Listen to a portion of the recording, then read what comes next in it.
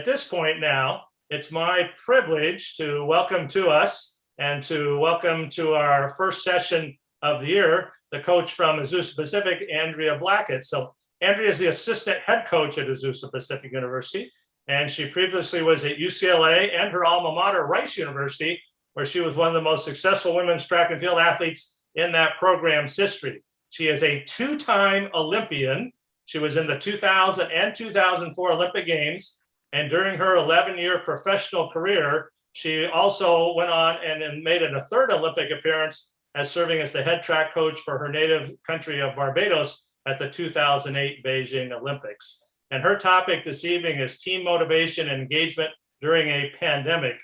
If there ever was a topic that was appropriate for a specific period of time, it is now. So at this point, it's my pleasure to welcome Coach Andrea Blackett. Andrea?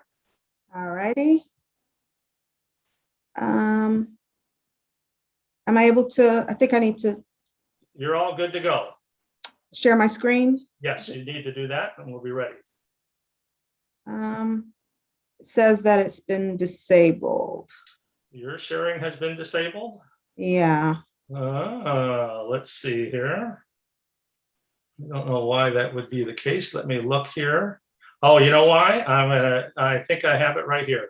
You should be okay now. Okay. All right. All righty. Perfect. There we go.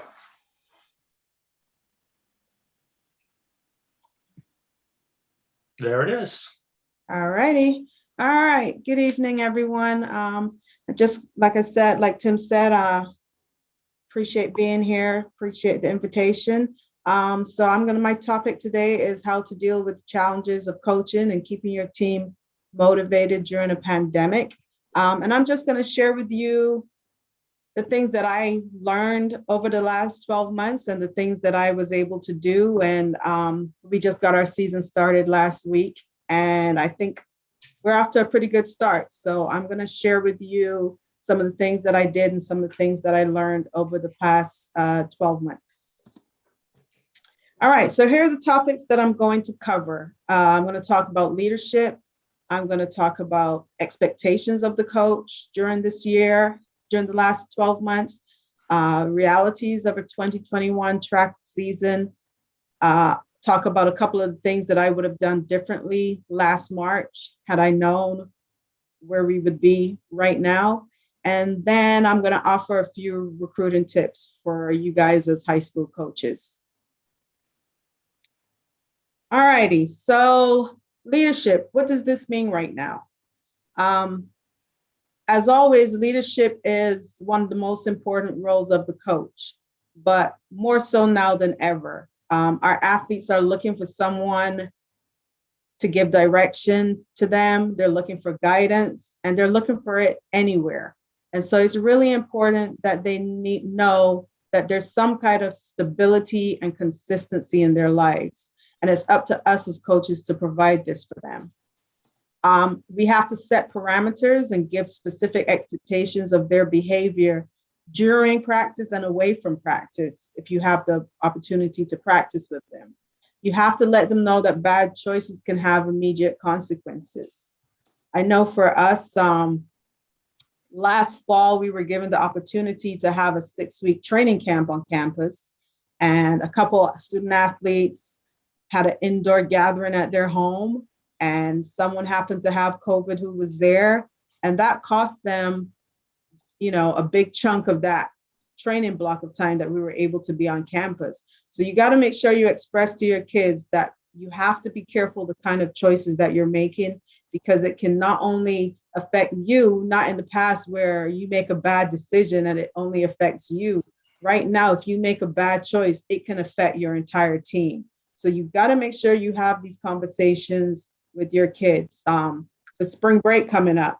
We had spring break last week, and I told my athletes, you do not have permission to go out of town or to go anywhere, because you going out and potentially exposing yourself and coming back to the team, it could take, 1 or 2 or 3 or, a majority of the team, they'll have to quarantine and be, sit part of the time out.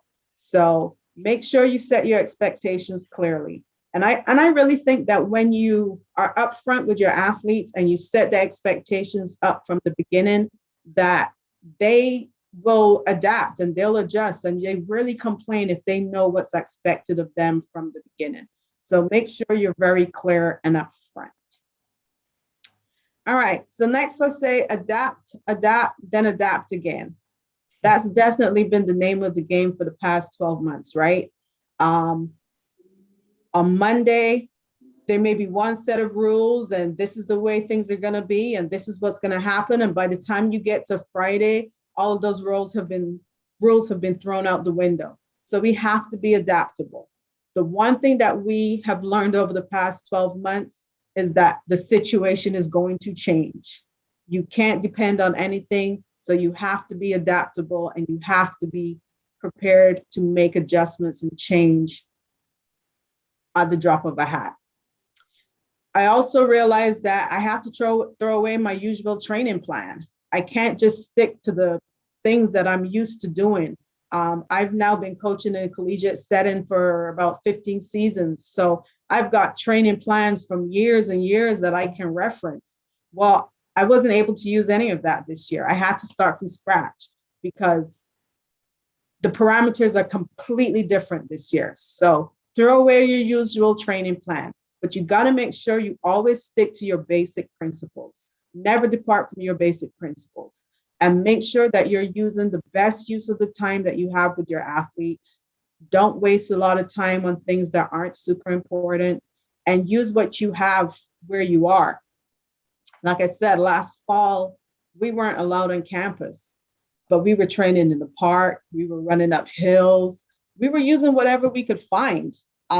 Believe me, everybody in Glendora knows Azusa Pacific's sprint group right now, because we have been all over town. We've just used whatever facility we could use, whatever location we found that was open. That's just where we train. So you have to adapt and come up with new training plans. Next, I want to talk about adjusting your goals. This year, we've got to create new goals, and we've got to put things in perspective. Instead of having hard physical number time training goals, physical goals, we may need to focus on building your athletes' training IQ, improving your athletes' work ethic, team building, focusing on them gaining resilience. It's important to make sure your athletes realize that whether there's a season or not, training is still important to your long-term growth and development. If they want to have successful seasons down the line, training continuity is very important. So make sure you communicate this to your athletes. We don't know what's going to happen. You don't know whether you're going to have a season or not, but we still have to keep training and learning and growing and developing as the best we can. Next is communication. This must happen more than ever before. And it has to be authentic, and it's got to be honest. Don't be afraid to tell your athletes you don't know. Because if you don't, that's just the reality. So be honest with your athletes. Let them know. We went through a period of time in the fall where every week the athletes were asking me, so when are we going to get our meet schedule? When are we going to be able to get back on campus to train? When is this going to happen? And I just have to be honest with them. I really don't know. But I did communicate to them that as soon as I know something, they will be the first to know. So just keep the lines of communication open. And as soon as you get information, you got to let them know. But as coaches, we have to prioritize our athletes' health and safety. And that's always going to be the number one goal. So you have to communicate that to your athletes. Just be honest. We know that your athletes are frustrated and they want answers, but, communicate to them. We're frustrated too. We don't have answers, and we just have to be patient and wait and see how the protocols go. Next, be optimistic.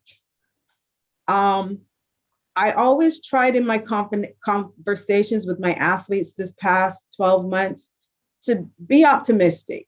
Yes, there are a lot of unknowns. We're going to control what we can control, and when the time comes for us to be on campus, we're going to be ready to go, and we will be ready. So be as optimistic as you can. That has been one of the goals for our team this year, is in everything we do, we're going to be optimistic. And we also, as a coach, I try to make sure I frame every statement in a positive and a healthy way. Everyone's upset. Everyone's frustrated. But you need to make sure that when your kids leave you, they're leaving you in the healthiest frame of mind possible. You never know when your athletes are going home to. Sometimes they may confide in you what they're dealing with, but you've got to make sure that you are creating a positive environment with your athletes and framing everything you can in a positive way, in a healthy and positive way. All right, so what are the expectations of the coach's role right now? I think most important is patience. I found over the past 12 months, I definitely had to slow down, not just as a coach, but in life. I just had to slow down and be patient. Things weren't going to happen the way I was used to them happening. Had to be patient, and I had to not move at the pace in practice that I'm used to progressing. Like I said, we were training on dirt tracks. We were training on grass in the park. So I couldn't develop speed and speed endurance the way I normally would. My hurdlers couldn't hurdle. We weren't able to do any of that stuff. So I had to focus on what I had. I knew one thing that I could do was I could build a base. And that's what I focused on for from September till mid-January. I focused on building the base. And I knew as soon as we were able to get back on campus, I would start working on the other things immediately. So just be patient and develop what you can, the areas that you can develop when you can. Empathy. I think coaches have to really make sure you listen and you make adjustments to times of practice, make any accommodations you can, because again, you never know what your athletes are dealing with at home. And if they do open up to you and tell you what they're dealing with, you have to consider that a privilege as a coach and really pay attention to them, listen to them, be empathetic. And that's just the best that you can do for your athletes at this time. Next, we want to manage your athletes' anxiety and stress. This is often very difficult because you're also managing your own anxiety and stress at times. So you have to always put things in perspective for your athletes. And you got to let them know that this year and this season is not the end of the world. Even though it may feel like it is, it's not the end of the world. I've been reading, one of my former athletes sent me a book by Mike Smith, who was the head football coach at the Atlanta Falcons. It's called You Win in the Locker Room First.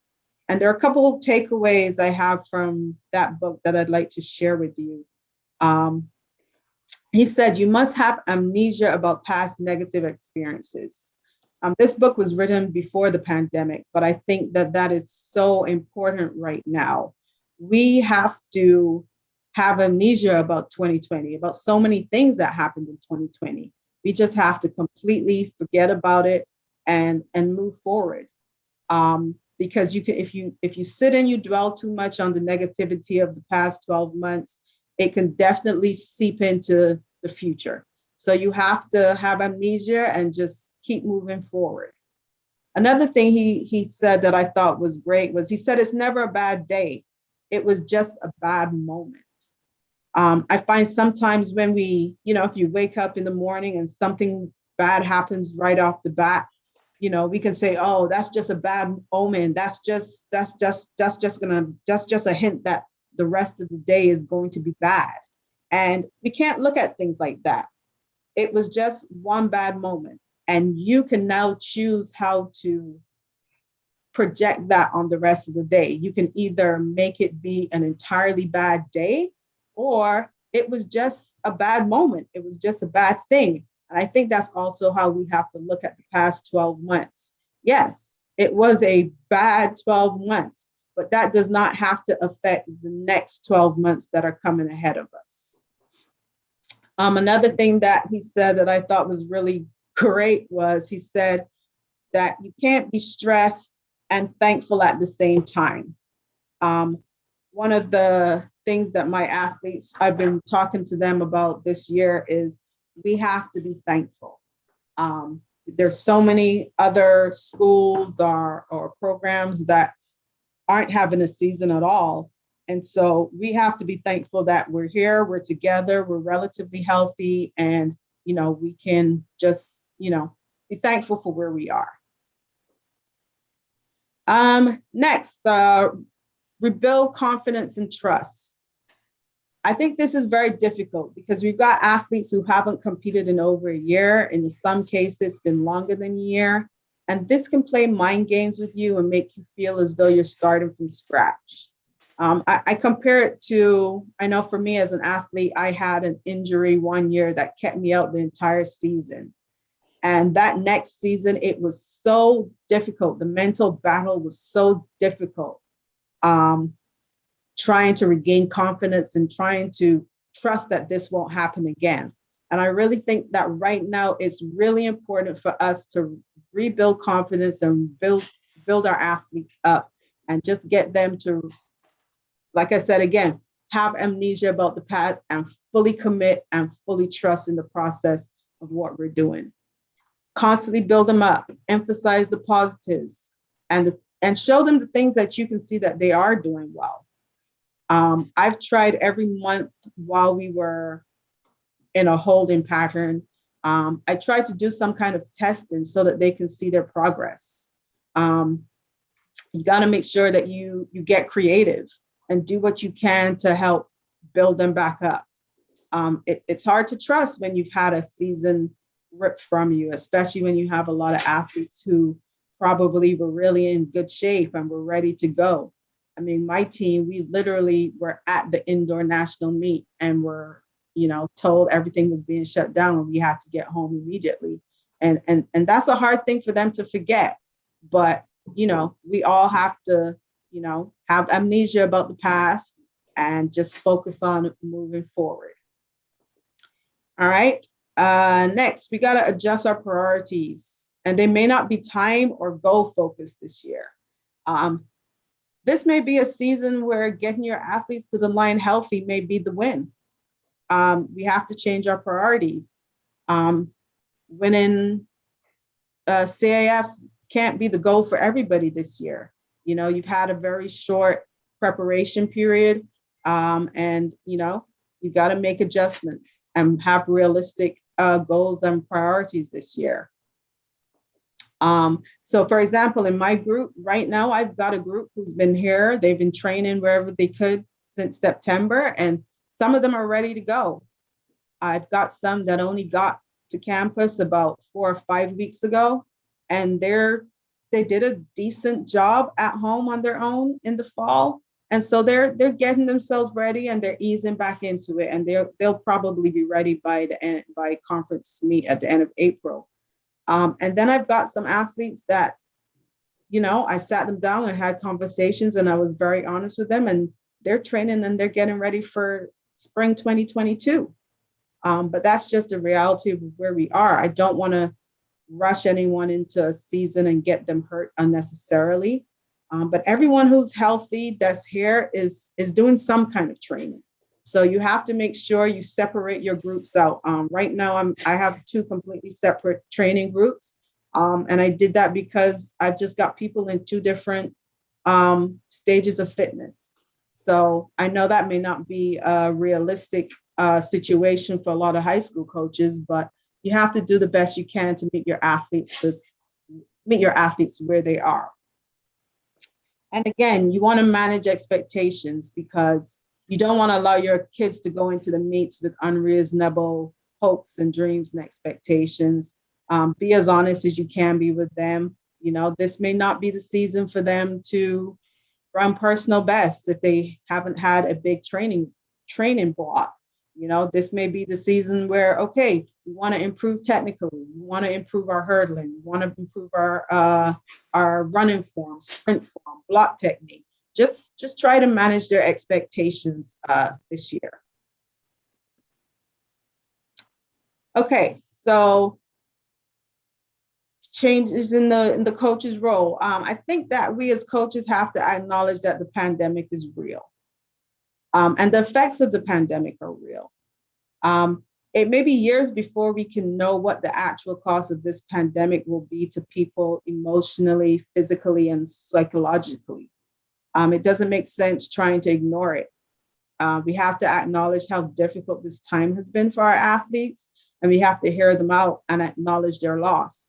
But we have to make sure that in doing so, we hear them out, we listen to them, but we focus on moving forward. We have to make sure that we're focused on moving forward and being positive about how we can move forward. We want to control the things that we can control. In January, like I said, we didn't know when we were going to be allowed to be on campus to practice. And we actually only got a phone call the day before campus was opening. And we were ready to go. We'd been waiting for that phone call. And as soon as we got it, I had to change my training plan, and we started making adjustments because now I was able to get on the track and focus on, developing speed or, letting the hurdlers finally touch a hurdle. So you got to control what you can control, and you have to be ready to go when the situation changes, as soon as the plan changes. You got to be your athlete's stability. Like I said before, you never know everything that your athletes are going through. So if you can be that 1 hour of stability or the 2 hours of stability they have out of their day, at least they have that. And you got to make sure that the environment that they're in when they're with you is positive. Next, we want to reinforce how resilient they are. In my talk to my athletes before our first meet last week, I really sat them down and I told them, how proud I am of them for surviving 2020. I told them how proud I was of them for all the work that they put in by themselves, training alone. I told them how resilient I think they am for making it this far. You got to tell them how tough it's been and how proud you are of them for overcoming, and I let my athletes know how strong I think they are for doing so. So again, you got to make sure you reinforce these things with your athletes. All righty. So looking forward to 2021 track and field season. We have to be focused on the long-term benefits of training. If you may not be having a season or you're only having part of a season, you got to make sure your athletes are progressing in their training age. You got to make sure that your athletes are improving their training IQ. Use any time you have with them wisely and work on any weak areas that they may have. So for me, my focus was just focusing on our base training. That's all I could do at the time. So I just focused on that. We focused on developing our core. If you can focus on, hip and glute strength, focus on that. But the important thing is to make sure that your athletes realize that training is still important, even if we're not having a season, because you want to improve your training age and you want to improve your training IQ. We have to look for any positives and use them to our advantage. For me right now, we're on a college campus, and I have to say that one of the positives is that there's so many less distractions right now. I really believe that, there's so much less going on. There are not as many students on campus. There's not a lot of socializing going on campus because they can't. And I really believe our athletes are getting a whole lot more rest than they ever have. A lot of their friends haven't even come back to school yet because we're still in online school. So, use those kind of things to your advantage. I also noticed that no one on my team has gotten sick this year. Typically at least twice a year, a cold or the flu will come through and wipe out at least 3 or 4 kids on the team at one time. And that hasn't happened at all. So, that's been an advantage. We haven't lost a lot of holes of training because people are wearing masks, people are social distancing, people aren't, the students aren't, socializing like they have. So, there are some positives and we have to find them. And again, like I said, use the time that you have with them wisely.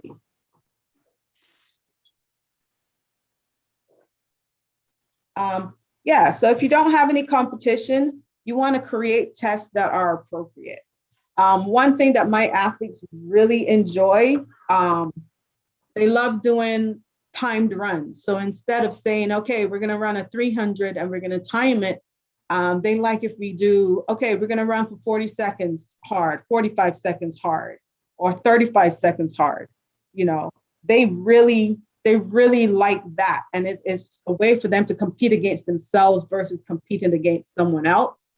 So you got to be creative. And a lot of the times what I will do is I'll forget to bring the results from the last test so that they can run freely, run loose, and they have nothing to compare it to.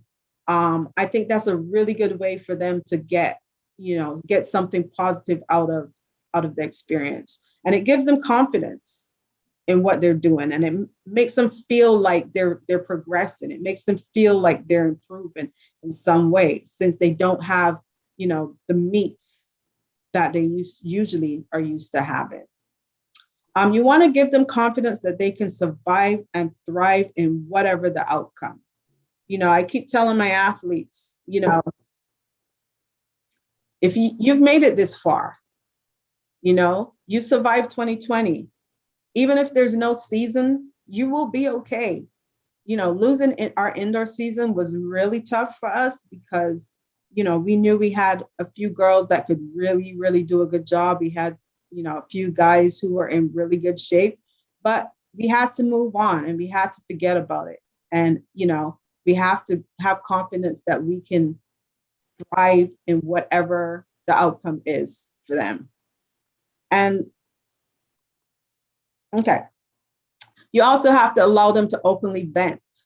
With these days of social media, I'm sure you have a lot of high school athletes who are looking online and they see they have their teams in the Midwest who are, having full seasons, or teams in Texas that are competing and, living their best track lives. And it's hard. It's really hard, but you have to, be honest and tell your kids how you've processed and handled your own frustrations. We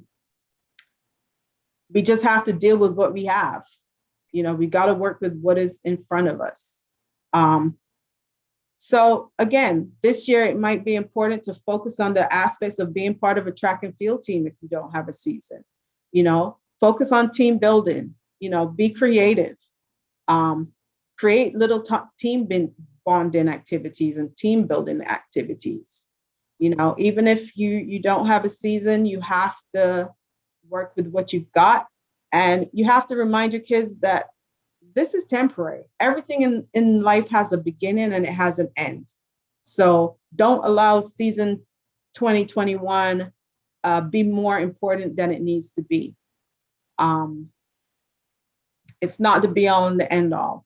I know it's really tough for seniors, but you have to make sure that you let your athletes know to not let this season, track season 2020 or track season 21, define them as an athlete or define them as a person. Encourage your athletes to use their free time with outside interests. Encourage them to learn a skill with their free time. Encourage them to play an instrument or teach themselves something on YouTube. I know I spent a lot of time this past 12 months on Duolingo learning language. I've never had this much free time probably since I was in secondary school. So, I tried to, be creative and find some things that I could do that I would enjoy, outside of track, because, track's been my life since I was a teenager. So, it was important for me to get some other interests to keep my mind active and to keep myself, stimulated. Okay. So what would I have done differently last March? Well, first of all, I wouldn't have assumed that it was going to be over soon. I remember the day when we got the call and they told us, okay, campus is going to be closed, so, don't come back to work for the rest of the week. And, we'll let you know when you can come back. And I just grabbed a few things from my office and I went home and I was like, I'll be back in a couple of weeks. No big deal, right? Turned out it was probably more than 6 months before I actually got back into my office. So I definitely wouldn't have made that assumption. I also would have tried a bit harder to keep my team engaged via Zoom a bit longer. I think in the beginning, we tried to schedule Zoom meetings probably every other week. And then once they got into finals, we kind of relaxed it and let it go. I really think it would have been more important to keep it going through the summer. Of course, we assumed, okay, the summer, it's going to be like every other summer. We don't have Zoom meetings in any other summer. So why should we do it this summer? And we'll just all be back together in September. No big deal, right? So I think I would have just created a long-term plan for how to approach things if it went on a little bit longer than I had anticipated. I would have created a team competition with trivia or little physical tests, maybe push-up tests and V-up tests or anything that we could have done on Zoom to keep things interesting and keep the kids' competitive spirit up. And again, my mindset was that, oh, this is just going to be over in 6 weeks or whatever. So I really didn't get as creative and try to keep them engaged a little bit longer. So I would have done that differently. And I would have used my time to give them an overall track and field education, educate them on events that they would never think of doing. I would have, give them little tidbits, little bit of information about the throws, about the jumps, try to educate them on a whole about their sport, because the sport is just so amazing. There's something for everybody. And I just think that sometimes, especially as a sprint coach, we can get so caught up in our own sprint world that we don't even allow our kids to branch out and learn anything about other events. So those are just a couple of things that I would have done a little bit differently had I had the foresight and realized that this 4-week flu was going to last 12 months. All right, so I just want to go through a couple tips that I would suggest to you guys who have high school seniors who are looking to run track in college. I would give your athletes specific instructions on what should be included in an introduction email to a college coach. I know some of the things I'm about to say may seem very basic and obvious, but believe me, I get a lot of emails from high school kids, and it's not all basic and obvious. So you got to make sure, you let your kids know, an introduction email is your first opportunity to make an impression. And first impression, you can't get a second chance at a first impression. So make sure that they're, giving us the right impression. Make sure they include their name, their high school, their events, and their FAT times. And again, I know that seems pretty obvious, but I get emails all the time that does not include those 4 basic pieces of information. Tell them not to put hand times in their email. Don't put their projected times. Don't put times that they ran in practice. Don't put 4x1 splits. If any of you coaches can teach me how to give accurate 4x1 splits, I will be so happy to find out how you do that. So don't put that kind of information, that unnecessary information. If they have a link, if they want to put a link to their athletic.net profile, that's helpful. Or if they have an NCSA profile or whatever, put that on there. But, I get so many off the wall things from emails from high school kids that really doesn't do them any favors. Just to give an example, I got an email a couple of weeks ago from a local kid. All she gave me was her name and her high school. That's all I knew. But she did tell me that her and her parents' goal is for her to graduate from college with no debt. Don't know what I was supposed to do with that information. She didn't even tell me how fast she ran. She didn't even tell me what event she ran. So those are the kind of things that, you got to be careful, when you give your kids information on what they should put in an email. Also, one time, this was early this summer, I got an email from a kid and his profile pic had a picture of him with his middle finger up. So tell your kids, really be careful what they put in their emails and, that kind of stuff, because it can be off-putting as kids. You also want to manage their expectations.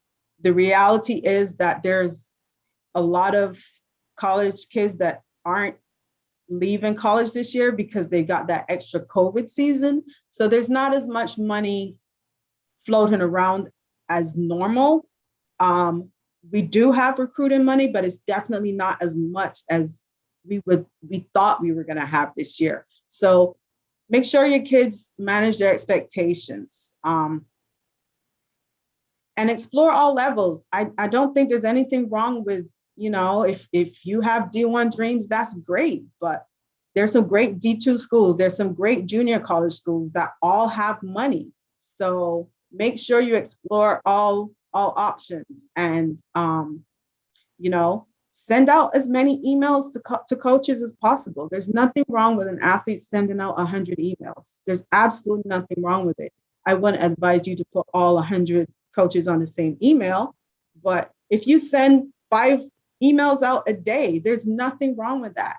And I know me personally, as a college coach, I respond to probably 95% of the emails that I get from high school kids, because I just think everybody's someone's son, everybody's someone's daughter. And if they take the time to shoot me an email, the least I could do is take the time to respond. And even if the response is, thank you for your email, sorry, you're not what we're looking for this season, I think it's the right thing to do to send a response. So there's nothing wrong with coaches, with athletes sending out multiple emails. So yeah, I hope that is a little bit helpful. And if you guys have time, just, sit down with your high school juniors and seniors and explain to them some of the things that are important to put in emails. All right, so that's it in conclusion. I just put the book that I referenced. If you want to check it out, the book by Mike Smith, You Win in the Locker Rooms First. I also got some information off the nfhs.org website. So thank you, Tim. Thank you to LA84 and the Mount SAC Coaching Education Program for inviting me to speak. I hope that I gave you guys some useful information and something worth that you can use for the rest of the season. And that's my contact information. So that's it for me, Tim. I'll hand it over to you, and I'm here. I'll be available for any questions that you guys have, if you have any. Andrea, thank you so much. I've missed track so much. It's just exciting to be able to talk and listen to talk about track. So outstanding. And we've got some great questions. And again, if you have questions, you can continue to pose them. We've got about 25 minutes left that we can talk. All you have to do is click on the chat button in the bottom and type in your question. It'll go to me, and then I can combine the questions because we've got several that are along the same line. So Andrea, here's a great one from Coach Hines here. It said, and a suggestion. She said, I kept my cross-country athletes motivated by playing more running games during workouts and having a prize box to choose things after they've done something well or silly. But I've been coaching since August, and through all the ups and downs, and now have a crossover. In the high schools, we're ending cross-country and starting track. It's like one stops on Friday and the other starts on Monday. So the question is a great one. How do I stay motivated as a coach? Oh gosh. Yeah, that's a really good question, because last fall was a grind, right? Trying to keep the athletes motivated. You didn't even know when the season was going to start. I would advise you, I know for me personally, Sunday, I shut off. Like, I'm not taking texts, I'm not taking phone calls, I'm going to the beach, I'm relaxing. You got to have me time. You have to make time for yourself, because you can't be available for your kids, to your athletes, if you're not in a good place as well. And it's been a grind. It has really been a grind. But again, like I said, you have to be optimistic. You have to be positive. You have to focus on the good things that can potentially happen, and really take some time for yourself. You really have to take some time for yourself, because I know you guys, as high school coaches, probably had it tougher than I had. It's really been a grind. So take care of yourselves, treat yourselves, and allow yourself to treat yourself. Okay, now I'm going to add just one little part to that, is that don't be afraid to motivate your other coaches. We have that tendency sometimes, and that line from that book is just great. I wrote it down. I love to go to clinics because you learn stuff. Not a bad day, just a bad moment. So we're all going to have some bad times. So motivate your friends who are your fellow coaches, even if you're the assistant, even the head coach needs a little help every once in a while. So, motivate them. Here's another question for you, Coach Blackett. It says, you were talking about recruiting. How important is social media in your recruiting? And do you as a coach look for athletes on social media, especially with no marks? Yes, I definitely am going to run their name. I don't do Instagram, but I do Twitter and I do Facebook. I definitely am going to run their name. I'm going to scroll through their pictures. The first thing I'm going to do is look them up on athletic.net or, some other website like that. I'm going to try to verify whatever marks they put in the email. And then if I'm really serious about the athlete and I really think this may be someone, and again, I'm at a Christian institution, so there's some things that are a lot more important to us as a program than they may be for other schools. And I'm definitely going to go through your social media. I mean, tell your athletes, coaches will go through your social media. Don't for 1 minute think that they don't. And I know a lot of kids have the attitude right now of, well, you shouldn't be judging me. Well, but the reality is the world always judges you. So you have to make sure they're controlling everything that they put on their social media. If it's their social media account, they have to be accountable for what's on it. And whether it's right or whether it's wrong, I am going to be making decisions based on what I see on your social media. It's human nature. It's all a part of it. Excellent. Let me answer a question that's been asked several times. Are we going to have this recording available? Yes, we are. So there'll be a video of each of our sessions, and they'll be posted on our website, runmountsac.com/education. We hope to have them up within 48 hours, and we're going to leave them up. So all 24 sessions, plus a couple more, will be put up there, and they'll be available all the time. That's our plan.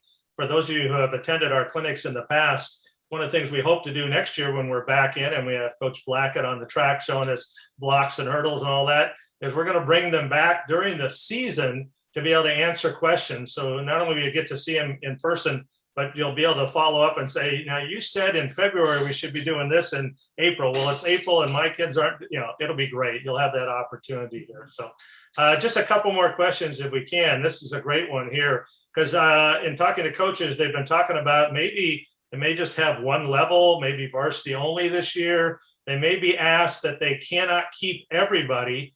And you and I were talking a little earlier, Andy, about how they may limit how many people can participate. So how are you going to decide who to keep? What do we do?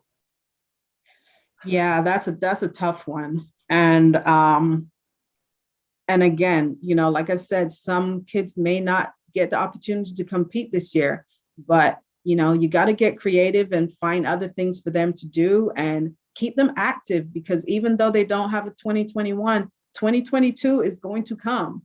So you want to keep them training. You want, like I said, training progression and training IQ is important. So you have to try to keep them engaged and have, if you can, do inter squad meets, do inter squad tests.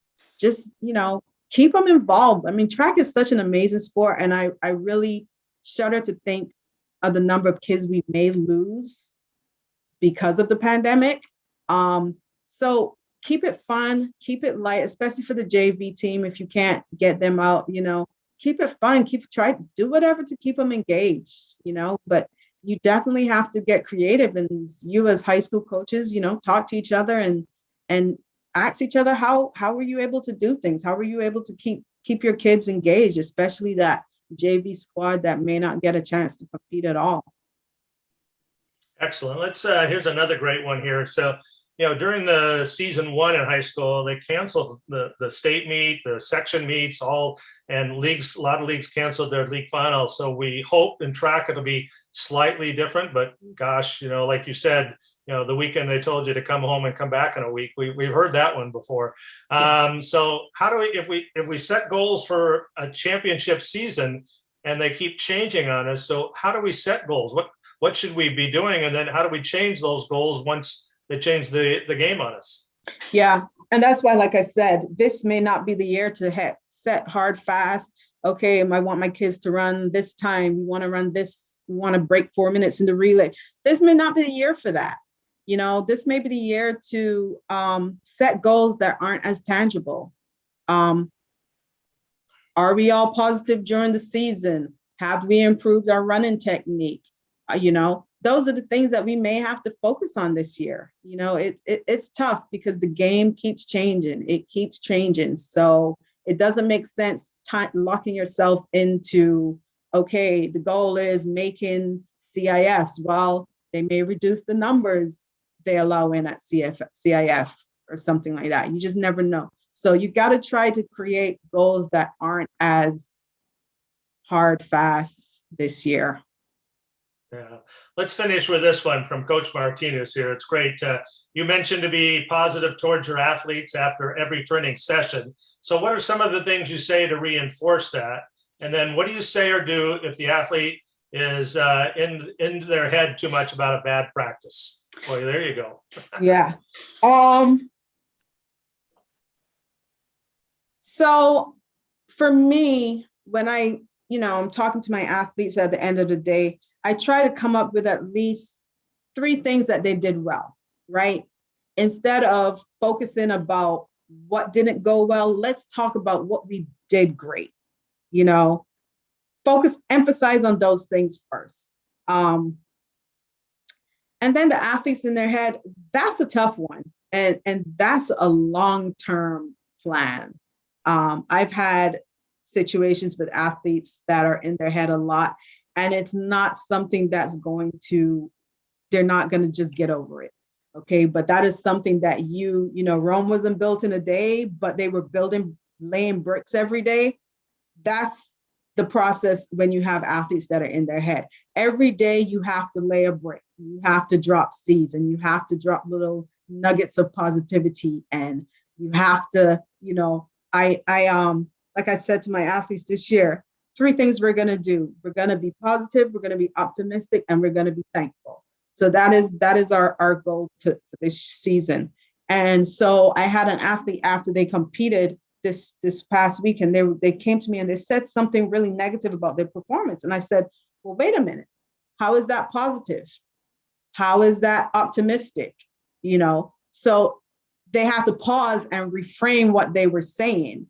But again, these things, trust me, they take time. And every day you have to drop a brick. You have to lay a little bit of positivity in their ear constantly. And it's a lot of work. It can be a lot of work. But when you get that athlete that comes out of that, comes on the other side of that, it is the most rewarding thing you will ever do as a coach. So just keep at it. Just constantly keep at it. And it sometimes it can be draining and it can be tough, but keep every day, drop some little nugget of positivity in that person's ear so that they're walking away and they have something to think about. Wow, what a great way to end. Several of the questions here are just comments thanking you so much, and I'm going to echo those. Thank you. We know a lot of college coaches, and a lot of college coaches, we ask, can you come help us do some stuff with high school coaches? And the answer is, high school. Well, it's a great deal of respect that you have for the high school coaches, and we have a great deal of respect and our gratitude to you, Andrea. For So sure. thank you I so definitely much. have a lot of respect for high school coaches because you guys are juggling so many things. You're teaching, you've got 100 kids out there. I don't know if I could do it. So I definitely have a lot of respect for you guys' profession. Wonderful. Andrea will be back with us in a week, a little bit more than a week, to talk about starting blocks. It's a great session. I learned more from that session than I think I have in 15 years about starting blocks a couple of years ago out at Cerritos. So she'll be back with us. And in fact, if you'll join us tonight, if you want to come back at 8 o'clock, you have to go back onto the website, runmountsac.com, and register again for the next session. But 8 o'clock, Cameron Gary's going to do the intro to biomechanics. And if you are new to track and field, let me tell you, you can't do anything without an understanding of the biomechanics for all events. If you're a distance runner and don't think that is relative to you, you're crazy. And if you're certainly a field event athlete or a sprinter or hurdler, biomechanics are the key. And Cameron, he's a USATF level 3, and he does a great session. That's going to start at 8 o'clock. So once again, I want to thank Coach Blackett for taking the time to be with us. Again, if you'll join us at 8 o'clock, you can see that one. I'd like to remind you, we're going to go tomorrow night. It's sprinters. All right, all you sprinters, join us tomorrow night. Everybody's a sprint coach, that's for sure. And we've got 2 great sessions tomorrow night. How to lift for speed without time or space, mass specific force. JT Ayers, he is the man. I mean, they're running 41 flat every year in the 4x1 at Trabuco Hills. He's a great presenter, and then maybe the finest sprint coach in the country, certainly in the history of California high schools. Brian Fitzgerald's coming on at 8 o'clock to give you a weekly sprint training program. So that's tomorrow night. You can see all the rest of it. Once again, one more thank you to Andrea, and thank you to all the rest of you. I'm going to give you that last little nugget because Coach Blackett said I need to drop something in your ear. Well, hey, you gave up an hour of your time tonight, and you're going to make a lot of kids a lot better and a lot happier and have a much more positive experience. And so, if I could, I'd pat you on the back right now. You're part of the solution, that's for sure. So thank you all. Again, the recording will be available hopefully within 48 hours on our website, and we hope you'll join us for the next 23 sessions. So good night.